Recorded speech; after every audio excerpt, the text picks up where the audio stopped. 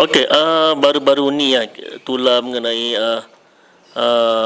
stalking ada kalimah Allah, dan rata-rata netizen pun membantai kekemat dan pemuda UMNO buat laporan polis untuk seluruh negara untuk untuk pihak polis ambil tindakan. Boleh komen sikit mengenai kekemat? Okey, di bulan baik Ramadan ni agak malang peristiwa itu berlaku ketika berada di bulan Ramadan, dan sebenarnya kalau nak kira bagi saya lah, ini perkara yang very sensitif, terutamanya kepada orang Melayu, umat Islam. Bukan saja di Malaysia, kalau ini berlaku di mana-mana pun, saya rasa ia akan menjadi satu isu yang agak sensitif dan boleh menyebabkan kemarahan orang. Saya melihat satu lagi isu yang saya nak sentuh sekali lah dalam rangkuman ialah tentang kurma daripada Israel. Sama juga sensitif, tapi saya pun agak pelik lah sampai sekarang. Saya heran kenapa yang dirampas 17-18 kilo je. Jarang kalau pengimport nak masuk 18 atau 100 kilo. Kalau 100 kilo mana dia pergi? Dah makan habis ke? Dah jual habis ke? Tentu masuk satu kontena, tapi 18 kilo yang dirampas, mohon maaf. Yang isu Allah token ni pun mohon maaf, sampai sekarang tak ada apa-apa tindakan. Mungkin diambil setahun dua kot nak selesaikan kertas siasatan. Tapi bagi saya ini very sensitif. Sebenarnya kalau nak kira sistem daripada apa yang saya difahamkan semasa penerangan oleh bos KK Mat, ia adalah sistem vendor. Sistem vendor ni kena faham sebenarnya bukan KK Mat yang import. Dia vendor yang buat ni. Sebenarnya vendor tu yang salah, vendor tu yang harus diharamkan, dia ambil tindakan. Tapi saya tengok vendor tu terlepas je, KK Mat yang kena kerana dia jual. So lepas tu datanglah menjerit nak boykot. Okey, kita boykot fair, tapi berjaya atau tidak kita tunggu masa dan lihat. Orang Melayu ni dia tai ayam, dia semangat dia. Bila Allah dia jerit dah berapa banyak kali nak boykot, tak settle pun, tetap maju macam Starbucks apa semua kan. Walaupun dia kata bankrupt, tapi maju dia. Because konglomerat dia terlalu besar, terlalu berkuasa. Tapi KK Mat saya ingat taklah besar sangat. Dan saya amat tertarik juga bila polis kata dia tak boleh siasat kerana tak ada laporan. So bagi saya, betul lah. Dr. Yang Muhammad Dr. Akmal Saleh katakan buat siasatan. Okey lah. Laporan polis buat siasatan. Lepas tu siasatan demi siasatan. Tak ada apa tindakan pun. Banyak juga. Bapa Gomo masih bebas. Cikgu Bat masih bebas. Banyak orang dah buat laporan polis. Macam-macam pun masih bebas. Tapi tak ada tindakan. Itulah Malaysia yang saya katakan.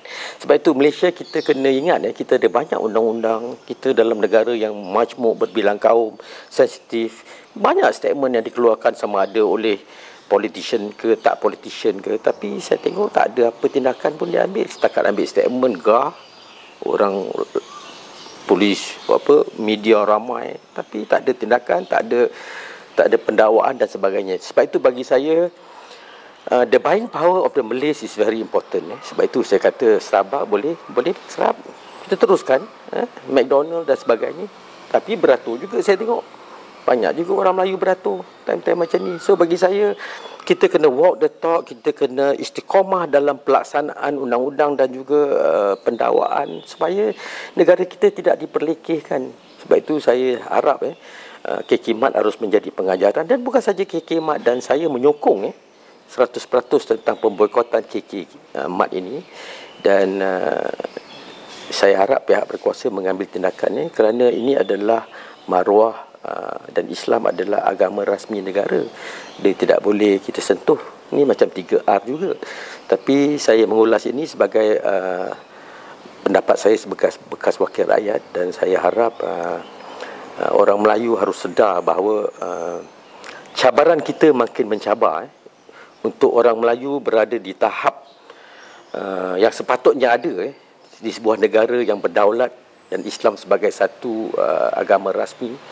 Orang Melayu harus menunjukkan kematangan dalam berfikir dan bertindak untuk kita menterjemahkan ia sebagai satu kedaulatan negara dan juga satu maruah untuk orang Melayu. Tapi Yang Muhammad Dr. Amal kata dia meminta pihak KKMAT letak banner mohon maaf di semua cawangan sebagai satu tanda kemenangan moral untuk orang Islam terhadap tokoh Cina yang selama ini sombong, tapi boykot tetap jalan. Saya melihat macam ni lah. Bukan segala masalah dekat negara ni boleh settle bila kita sebut minta maaf. Dan saya rasa nak banner, nak apa, kita jangan defocus the issue.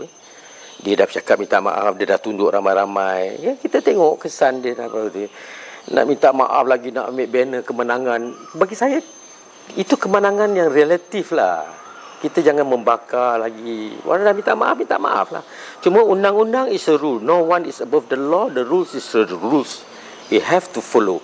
Itu bagi saya lah. Saya tak nak komen tentang Dr. Amal, kawan saya. Dia pun dah banyak membuat banyak-banyak statement. Dan saya pada Dr. Amal, bagi saya, you just speak what you feel to speak. But at certain times, you have to rujuk juga kepada bila ia merebakkan prinsip parti. Dan setakat ini saya amat berpuas hati dengan cara Dr. Amal solve the problem of rakyat Melaka dan sebagainya lah. So bagi saya, cuma nasihat saya, jangan cepat melenting kalau ada apa-apa isu. Rujuk dulu, fikir dulu. And dalam politik ni, dia populis tidak menjamin keterjaminan kejayaan seseorang politik. Dia harus lebih matang, kompos dan lebih profesional dalam handling, because when you hold post, contohnya satu ketika dulu dia belasah kerajaan Madani kerana isu-isu macam-macam lah, bakut lah, macam-macam tapi beliau kena faham, beliau pun ahli esko kerajaan Madani so if you want to ask all the people to walk the talk, you pun kena tunjukkan walk the talk lah. Isu pesara, tak silap saya ingat lagi isu pesaraan KWSP, pesaraan tak ada pencen, wah dia bantai macam-macam. Kalau awak kata awak bantai, awak dalam kerajaan esko, kerajaan Madani, you walk the talk lah. You suruh YB jangan pencen, yalah saya pun termasuk jugalah kan. Tapi yang dah lepas lah.